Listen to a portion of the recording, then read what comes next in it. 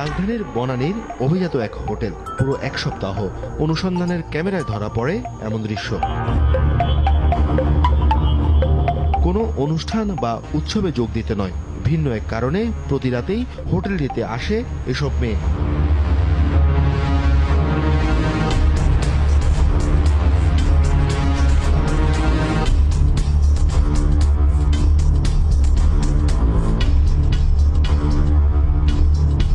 বারবার একই মুখ দেখে দানা বাঁধে সন্দেহ, ক্যামেরার সামনে লুকোচুরি যাকে আরো বাড়িয়ে দেয়। কোথা থেকে আসছেন আপনারা?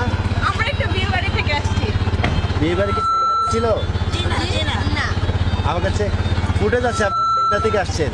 না, আপনি যদি টিভিতে দেখান তাতেও আমাদের কোনো প্রবলেম নেই। আমাদের মানে বাড়বে, মানে টিভিতে দেখালে আমরা বাসায় যেয়ে বলবো আমাদেরকে দেখাচ্ছে, তোমরা সবাই দেখো। So no problem we have. আমাদেরকে যদি টিভিতে দেখান কয়টার সময় দেখাবেন জাস্ট এইটুকু বলেন। এখান থেকে উঠছে, নামছে একজন বাড্ডা, একজন রামপুরা, একজন শান্তিনগর। চোখে পড়ে গাঁজাসহ নানা মাদক সেবনের দৃশ্য।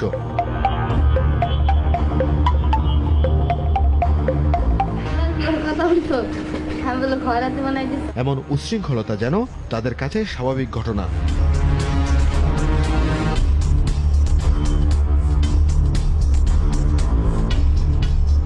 তরুণীদের সহযোগী সিএনজি অটোরিকশা চালকের কথায় জানা গেল অনেক অজানা কথা। প্রায় মাতালায় রে, মাতালা নাই হ্যাঁ অবস্থা, যে পোশাক আশাকের যে অবস্থা তেমনি মাতাল অবস্থা থাকে। এরা সবসময় সিগারেটের প্যাকেট থাকে, হ্যাঁ যে পোশাকের অবস্থাই তো খারাপ। তা মাতাল তো 24 ঘন্টাই দেয় এরা, তারপর যে বাইরে এলে তোমাকে পুরা মাতালে খেলে। কেবল অটোরিকশা চালকই নয়, টাকার হাতছানির কাছে প্রতিনিয়তই আত্মসমর্পণ করছেন নিরাপত্তা বাহিনীর সদস্যরাও।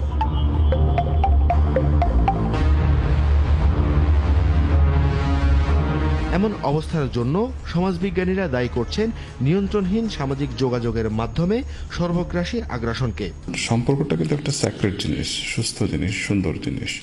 বিনোদনেরও একটা সুস্থতা থাকা দরকার। পরিবারের মধ্যে দেখা যাচ্ছে যে একটা জেনারেশন গ্যাপ দেখা দিচ্ছে, এবং আমাদের ছেলেমেয়েদের সুস্থভাবে বিকশিত করবে কিনা এটা নিয়ে আমার প্রচুর সন্দেহ রয়েছে।